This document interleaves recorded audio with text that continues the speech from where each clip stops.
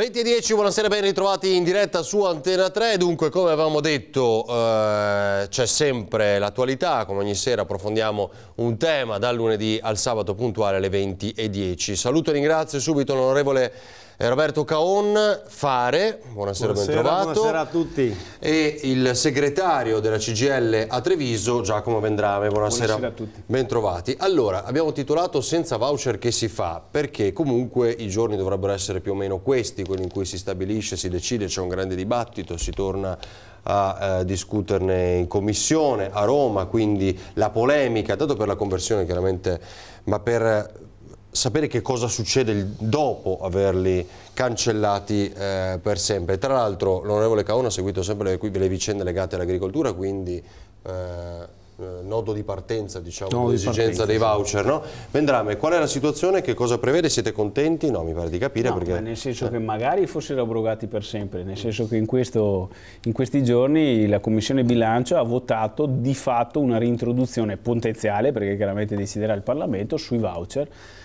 che a nostra misura, sia per la questione di metodo, che è veramente un metodo, non so come definirlo nemmeno, nel senso che hanno fatto il decreto per dare ragione alla volontà dei proponenti il referendum, l'abrogazione, cioè noi come CGIL. Hanno saltato il referendum a pie pari, grande vittoria, noi la consideriamo, adesso stiamo discutendo una reintroduzione. A dimostrazione, voglio dire, che la volontà politica era tutt'altra, quella di bypassare un elemento che poteva essere di disturbo il referendum stesso. Il problema poi è che anche nel merito rischiano di addirittura fare peggio dei voucher perché, precedenti. nel senso che cancellati, come abbiamo detto, titolato più volte, raccontato in quelle settimane, ora c'è una reintroduzione, uno studio di questo strumento. Come è fatto? Cosa c'è dentro? Allora, io l'ho letto oggi pomeriggio per essere preparato. È complicato anche capirlo come è fatto, nel senso che hanno differenziato da un lato i voucher per le famiglie, e questo, se volete, è la parte su cui si potrebbe trovare anche una condivisione. Dall'altro l'hanno di fatto reintrodotto, in certi casi addirittura allargandolo e peggiorando rispetto alla prima, alle imprese sotto i 5 dipendenti. Quindi di fatto, voglio dire, le hanno abrogato e l'hanno ripristinato, e questo è il problema. Tra l'altro la discussione dopo l'abrogazione, sapendo che per quanto riguarda le famiglie c'era effettivamente l'esigenza di trovare una regolazione del cosiddetto lavoro occasionale, CGIL assieme a CISL-UIL in questo caso avevano chiesto un confronto con il governo in materia, e invece si trova la via della Commissione Bilancio per introdurla in maniera quasi truffaldina, mi verrebbe da dire. Il fatto che possa intervenire quindi il voucher per le famiglie cosiddetto, cosa significa? Il voucher per la famiglia, che nel caso in cui il soggetto committente, mettiamolo così, in alcuni casi, ad esempio il babysitter, le ripetizioni scolastiche, l'assistenza domiciliare di piccolo cabotaggio, mi viene questo termine. Sì, perché non può essere ripetuto, no? Perché sennò ci vuole un altro tipo di contratto. Perché è occasionale. Allora, nel caso delle famiglie riescono anche in qualche modo a definire l'ambito di applicazione, cioè appunto il lavoro occasionale. Il problema è poi nel lato delle imprese, che è l'altro ambito, in realtà non definiscono neanche cos'è il lavoro occasionale, tenendolo un po' in sospeso sotto il profilo anche della definizione, se volete anche giuridica, perché il lavoro occasionale è occasionale, non può essere altra cosa, insomma. Caon, cosa dice lei? Bisogna stare anche distinguere due cose, lavoro occasionale dal lavoro stagionale, perché questo è un passaggio importante. Io non mi sono letto il testo di legge, dico la verità, però come solito da quello che penso è che manca il buon senso, come quando è stato introdotto. Quella volta è stato introdotto prevalentemente per la vendemmia, nasce per la vendemmia. Cosa succede? Succede che poi c'è stato l'abuso di questo strumento, però posso dire che è uno strumento che serve e che va reintrodotto. Mi spiego meglio. Adesso siamo in piena campagna elettorale, ti serve qualche studente che ti faccia modo di volantinaggio, se avevi il voucher lo sistemavi in maniera, diciamo così. Allora si va sempre in cerca che ti faccia il piacere senza niente, oppure con la pizza, perché poi magari salta fuori qualcos'altro. Allora dico, e più ci sono quei lavori stagionali. Il lavoro stagionale qual è? Uno ha una pizzeria in un posto turistico e ha 2 giorni alla settimana, un giorno alla settimana, che ha bisogno di 2 o 3 ore, ha una paninoteca. Ci sono tanti settori. Qual è il problema? Il problema è che hanno lasciato la possibilità che a tutte le aziende di poter utilizzarlo. Invece bisognava magari mettere un 10% o 20% in base al personale che hai. Automaticamente c'era un limite, c'era un confine dove non potevi più farlo. Certo, scegliere ora che sia 5 persone, 5 dipendenti, significa che lo possono fare. Tra l'altro a tempo indeterminato, quindi anche con situazioni in cui tu potresti avere un'azienda presente a tempo indeterminato e tanti altri soggetti. Non creando lavoro diciamo così stabile, l'economia fa fatica a girare. Io posso dire, lo dico con cognizione di causa, sebbene sono imprenditore. Ho 53 anni, ho cominciato a fare l'imprenditore a 21, la prima partita IVA era a 21, perciò avevo e ho un lavoro stagionale. Perciò va salvaguardato quel lavoro stagionale dando la possibilità all'imprenditore di avere la flessibilità. Certo non va abusato in quell'azienda che magari fa già 9 ore al giorno e in qualche maniera comincia a aggiungere o comincia a fare queste cose qua. Purtroppo l'imprenditore è anche costretto a fare queste cose qua perché abbiamo il cuneo fiscale del costo del lavoro talmente elevato che tutti cercano un po' in qualche maniera di rimanere sul mercato. Il mercato è difficilissimo perché ci dobbiamo confrontare tutti i giorni con nuove situazioni, con nuove realtà, e qui c'è la mancanza dello Stato perché ci sono determinati laboratori, ci sono determinate persone che utilizzano il sistema italiano a modo suo e fanno prezzi a modo suo. Non voglio dire, però per esempio un laboratorio cinese difficilmente farà sempre concorrenza. Allora quello prima di chiudere cerca tutte le maniere per controbattere il cinese e ci ritroviamo alla guerra dei poveri. Allora qui è lo Stato che deve fare, io l'ho detto più volte in Commissione Agricoltura proprio perché non ci sia lo sfruttamento del caporalato, deve essere più forte e essere cosciente, perché se il dipendente ti viene a lavorare, ipotesi 2 euro all'ora, 3 euro all'ora e gli va bene, io capisco tra virgolette può essere sfruttamento, però se le condizioni sono buone e sono a conoscenza che è tutto in regola per lo so, però uno però no, invece qua c'è tutto quanto il sotterfugio del sotterfugio, cioè nel senso che accetta quella cosa perché non ha un'alternativa. Sì, ma voglio dire è sottopagato, è sfruttamento, però voglio dire dobbiamo essere coscienti, non possiamo sempre chiudere tutti e due gli occhi e bendarci le orecchie e metterci i tappi nelle orecchie perché non lo vogliamo vedere. Un paese non cresce così. Vendrame?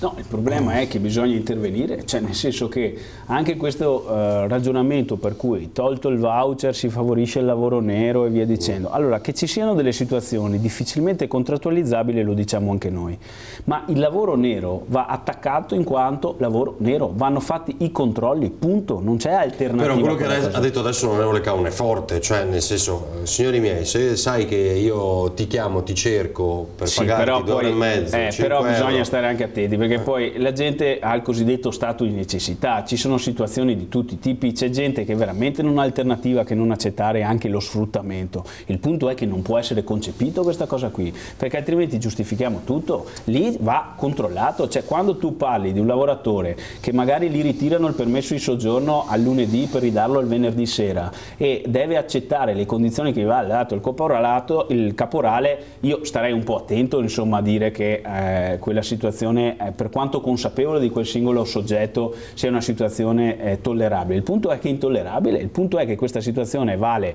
da nord a sud con gradi di intensità molto differenti, ma c'è una situazione più allarmante di quello che noi pensiamo. Allora io su questo sono d'accordo, non si può chiudere gli occhi, bisogna intervenire. Altra questione è quella anche rispetto alla stagionalità e tutto, ma quella è flessibilità. La flessibilità per il sindacato non è mai stato un problema, la flessibilità dove c'è lavoro è lo stesso sindacato che la contratta, ma la contratta in qualche modo ci ragiona assieme al datore di lavoro litigando anche per settimane ma trovando una soluzione. Il punto è quando si concepisce che un'attività economica possa andare avanti solo attraverso il lavoro occasionale. Siamo alla situazione in cui il principio economico supera anche quello che dovrebbe essere un limite dei diritti e della decenza. Sì, questo però è il punto. Fa scattare anche questo perché abbiamo un sistema di non flessibilità nei confronti del lavoratore.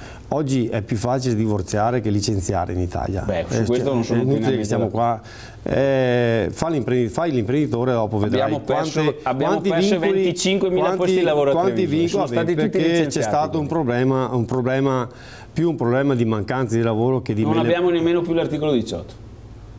C'è stato più mancanza dell'economia del lavoro che ha fatto venire la disoccupazione più che la facilità di licenziare una mela marcia nella propria azienda. Questo è quello che il sindacato deve cominciare a capire.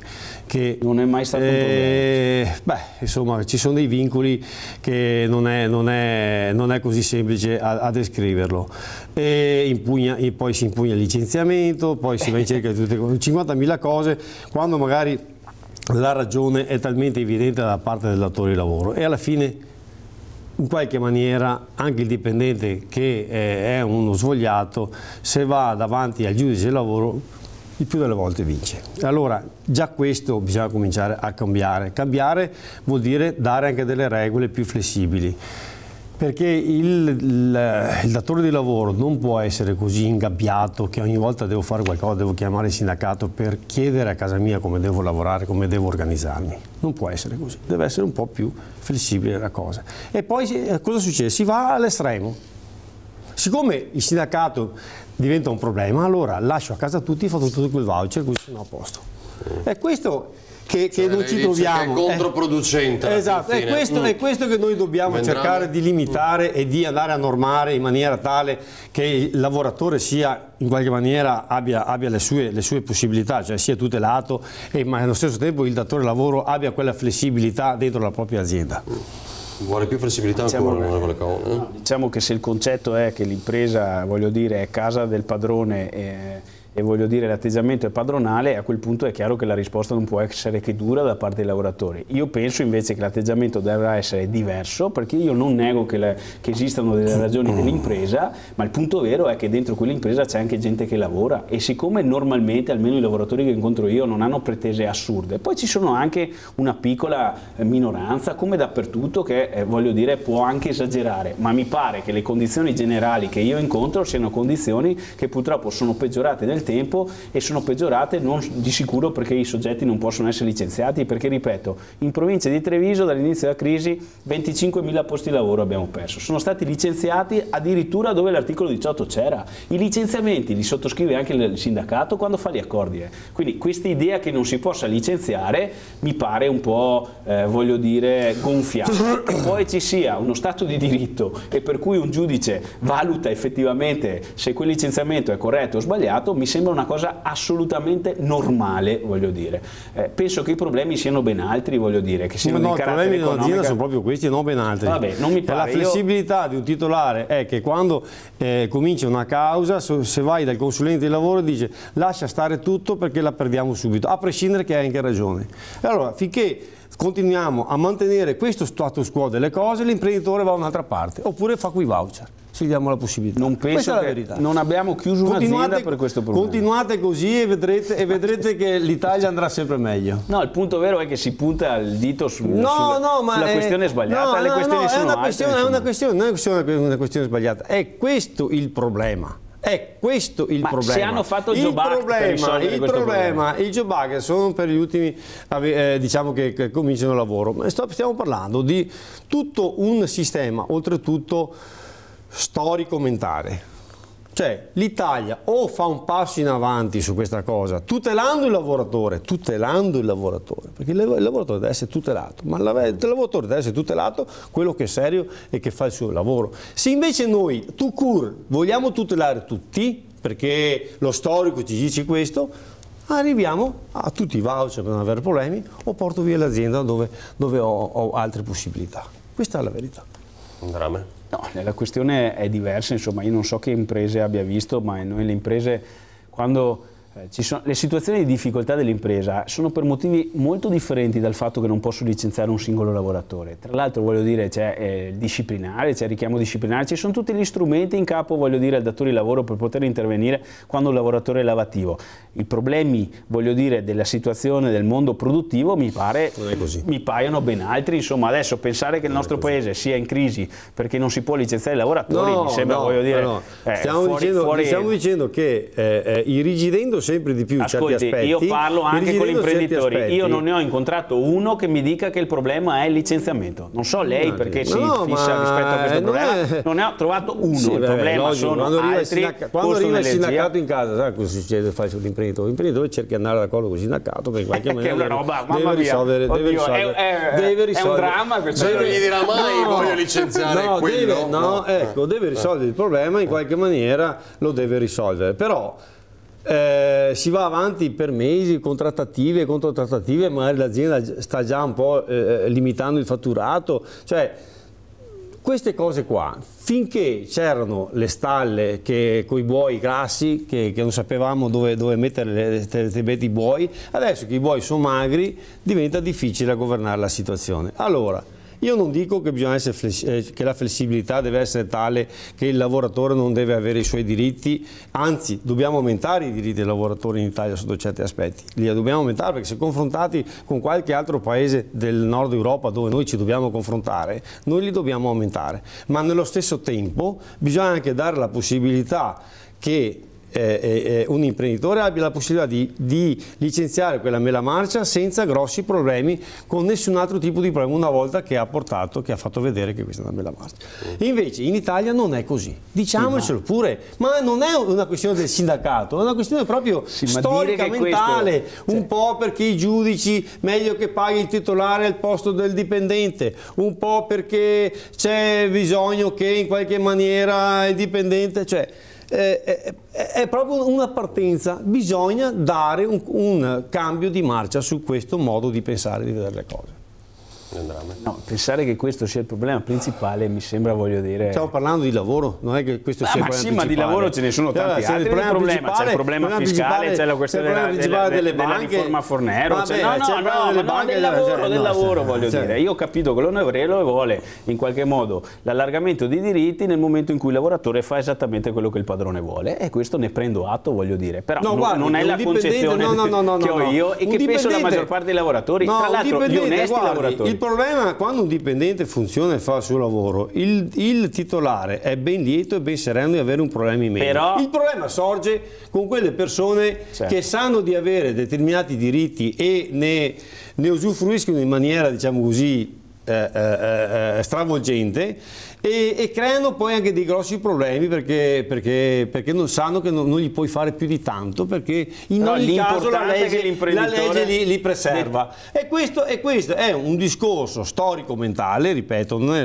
solo una questione, che ce lo dobbiamo levare. Forse voi, talmente tanto tempo che governate, che portate avanti i lavori, siete convinti di questa cosa, non vi rendete neanche conto più del problema. Ma il problema sussiste che c'è uno storico mentale che ormai non va più bene.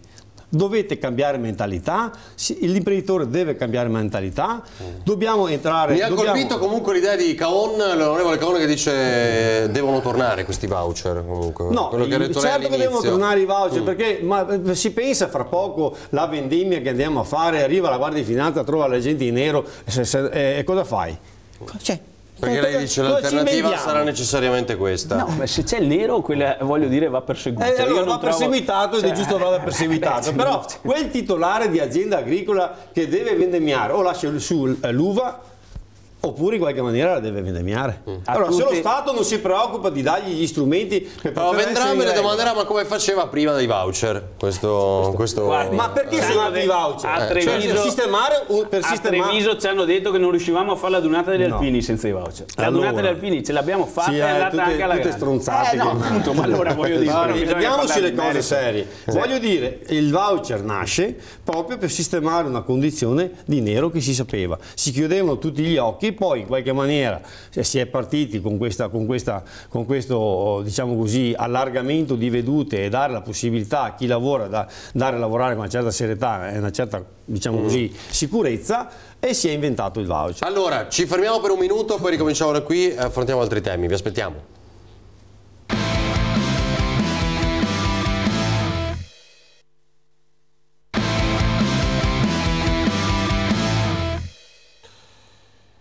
Torniamo in diretta con 20:10, allora Vendrame, tra l'altro questo dibattito si accende di nuovo adesso, quindi la vedo difficile con una condivisione come quella che forse ha citato lei prima nei voti variare così tanto il testo, no? Perché più forze politiche di fatto sono d'accordo per introdurre i nuovi voucher che poi sono molto simili a quelli precedenti, come diceva lei. Quindi il percorso sarà quello di arrivare lì, alla reintroduzione. Allora, qui noi stiamo mettendo in campo un'operazione che cerca chiaramente di far fare marcia indietro a tutto il Parlamento. C'è una mobilitazione, voglio dire, raccolta firma e via dicendo. Abbiamo già indetto tra l'altro una manifestazione proprio su questo il 17 giugno a Roma, una grande manifestazione della CGIL. Ci auguriamo che chiaramente i lavoratori partecipino, anche se ci auguriamo che non sia necessaria perché cambino idea nel frattempo, chiaramente. L'altra questione è una questione di metodo, nel senso che ne abbiamo parlato poco, però non è che si può fare il decreto per abolire i voucher con in mezzo un referendum, anche perché sotto il profilo, voglio dire, formale... Quindi di fatto voi tornerete a chiedere il referendum? No, non è più possibile, nel senso che la Cassazione ha ritirato il referendum perché l'operazione del governo va esattamente nella direzione dei proponenti. Non è che in maniera molto magica, mettiamolo così, dopo 20 giorni, un mese da questa operazione, il governo li ripropone, perché io penso ci sia anche un'illegittimità dell'operazione stessa, tant'è che noi vogliamo appellarci comunque al Presidente della Repubblica rispetto a questa cosa, perché in qualche modo viene anche alterata la volontà manifestata anche dalla raccolta firma nostra, dal movimento. Non potrete presentare di nuovo un referendum, cioè una raccolta firme comunque, per fare poi ci sono comunque le politiche. Il referendum è abrogativo, lo puoi fare se c'è una legge nuova. Beh, certo, attualmente non possono nel momento in cui cercando di non farle fare prima, perché se le la fanno poi penseremo dopo. Però raccogliere firme oggi su certi aspetti sono una petizione così, però non è per l'abrogazione, perché attualmente non c'è una legge noi ci auguriamo che non vadano a legiferare nuovamente sui voucher, a maggior ragione se non c'è stato un confronto con tutti i sindacati in merito a questo, perché anche questa modalità per cui si legifera sul lavoro senza nemmeno sentire il sindacato, secondo me è sbagliata sotto il profilo anche dei contenuti, perché in qualche modo tralascia totalmente che nel sindacato c'è anche competenza rispetto a quella che è la materia del lavoro e che magari evitiamo i problemi che abbiamo visto ad esempio sulla riforma Fornero, che al di là del merito della riforma Fornero, che non condivido praticamente nulla, si sono fatti anche degli errori di carattere tecnico che probabilmente, parlando col sindacato, avremmo evitato le nuove salvaguardie degli esodati con tutto quello che comporta sotto il profilo economico, perché gli avremmo detto che alcune cose tecnicamente non era possibile fare. Allora, questa modalità che si bypassa totalmente e non si parla con la rappresentanza dei lavoratori, trovo che sia dannosa da tutti i punti di vista. Poi si può essere d'accordo, non si può essere d'accordo, questa è la dialettica politica, ma dal mio punto di vista si discute con chi rappresenta milioni di lavoratori come CGIL e Cisloil. Allora, faccio vedere una cosa che adesso... C'è un piccolo errore di forma che voglio aggiungere, che in qualche maniera gli do ragione, che una cosa così importante che è venuta dopo una raccolta firme e perciò andava verso l'abrogazione, perché sicuramente il referendum era sotto quell'aspetto, non si parte dalla Commissione Finanze, mi sembra, Finanze, ma dalla Commissione Lavoro. Sotto questo aspetto la Commissione Lavoro doveva invitare le parti, poi c'è un passaggio naturalmente in Commissione Finanze, perché si deve anche capire quanto lo Stato Finanza vuol dire deve portare a casa, fanno un calcolo grosso modo di quanti voucher hanno, si possono utilizzare, perché deve avere un ritorno immediato. Allora, volevo invece coinvolgervi nel quello che è stata la giornata di ieri, altro tema più politico ovviamente, che è il congresso della Lega a Treviso.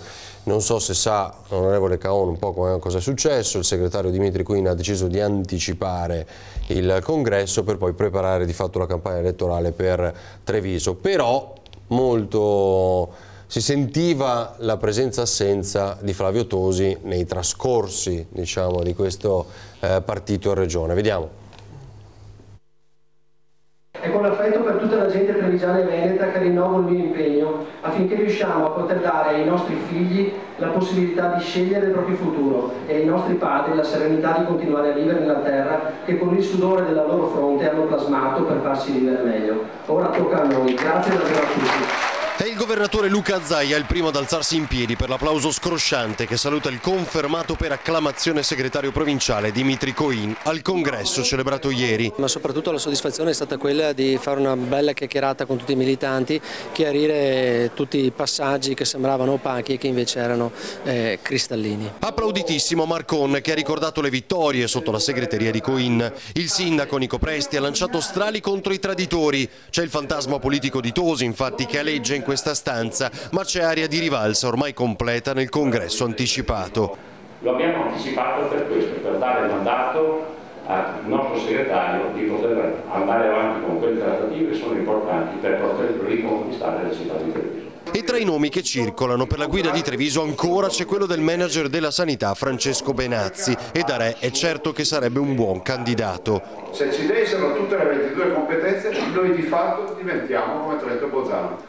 Questa è la madre di tutte le battaglie per la Lega. Tutto il resto sono fantasie e elementi di disturbo in un percorso che è tracciato, veneto, autonomo e nulla di più.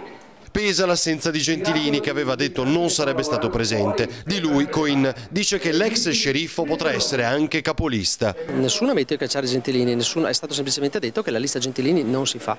Quindi quello che ribadisco con forza è che, come ho detto anche prima, Gentilini dice che lui è la Lega e la Lega è Gentilini. Benissimo, le porte sono aperte per lui, ce lo dimostri per l'ennesima volta e venga a fare il capolista con noi.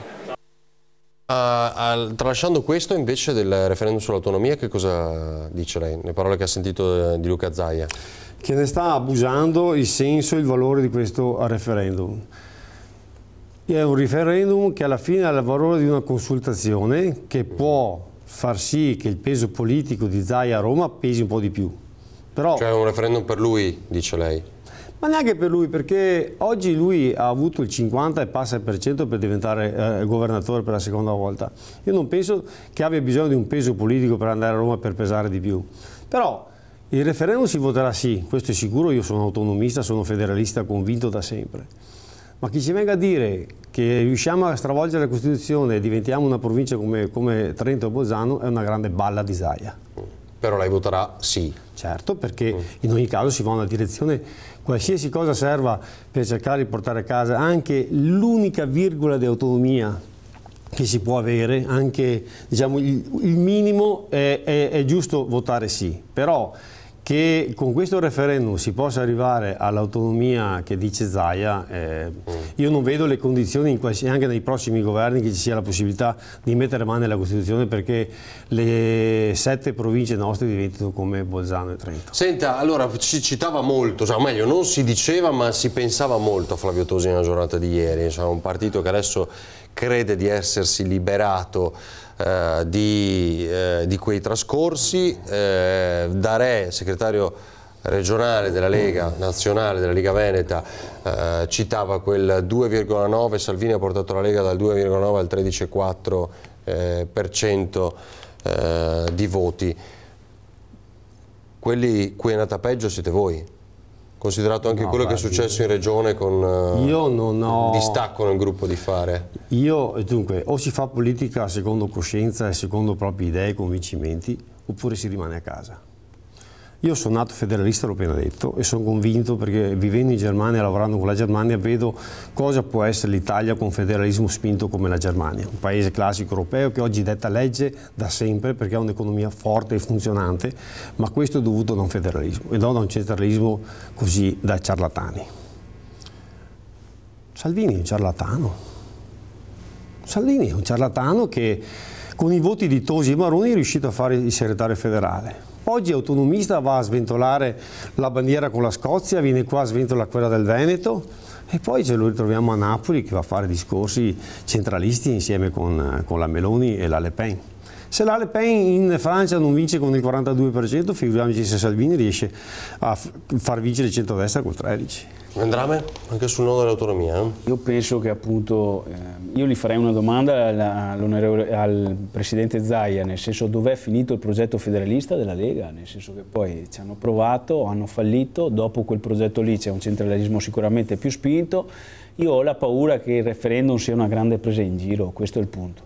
Nel senso che condivido il tema del Veneto, il tema dell'autonomia, sono tutti temi che chiaramente vanno affrontati, ma all'interno di un progetto che deve essere, appunto, dal mio punto di vista, quello federalista, in senso, voglio dire, in cui anche il centro-sinistra aveva mosso i primi passi, proprio probabilmente non avendo abbastanza coraggio di andare in una direzione ben più ampia, ad esempio penso al federalismo fiscale e via dicendo. Il punto vero è che rischia di essere veramente un grande spot elettorale che illude le persone, crea aspettative sbagliate in condizioni e norme attuali che non prevedono che il Veneto possa in qualche modo essere autonomo rispetto all'Italia. Tutto quello che può contrattare Zaia dopo con maggiore peso è l'articolo 116 della Costituzione. Sì, quello che cita spesso. Certo. Allora lo può già fare adesso. Ma anche la stessa è inutile quesito, che perdiamo anni. Voglio dire, è un quesito. Poi io scusa, perché è una cosa che mi interessa molto, ma non per Zaia, ma per un discorso di federalismo che io ci credo. Io ho fatto politica solo per quello.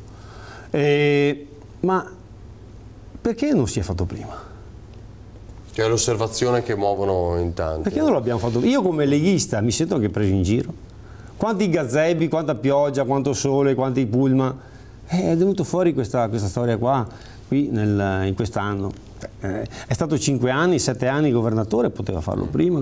Allora vi devo fermare perché abbiamo già superato i tempi. Grazie all'onorevole Caon, grazie a Giacomo Vendrame, a voi che ci avete seguito. Ricordatevi che l'informazione di Antena 3 continua, perché adesso c'è il telegiornale del Veneto, poi la prima serata, e domani mattina a partire dalle 6:30 sempre la rassegna stampa con ospiti insieme a Fabio Fioravanzi. Grazie, buona serata.